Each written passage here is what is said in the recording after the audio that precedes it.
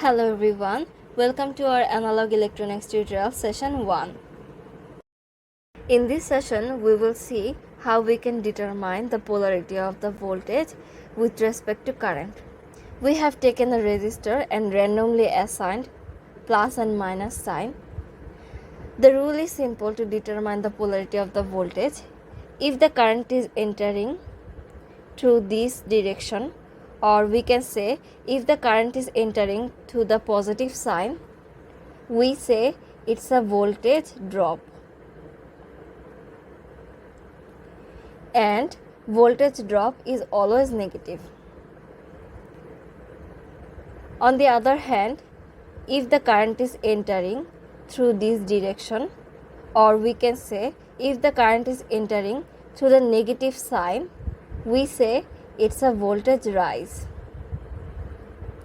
Voltage rise, and voltage rise is always positive. In the part 2 of the video, we will see a circuit where the positive and negative signs are not assigned to the resistors. So we have to manually assign those. To assign those, first we have to determine the direction of the current. Let us determine the direction of the current in this way. Current is flowing in this way. I. As the current is flowing in this way, we have to consider this part is positive and this one is negative. Again, current is flowing in this way. This part is positive and this part is negative. So, as the current entering through the positive direction of both R1 and R2, both R1 and R2 will face voltage drop, that is negative.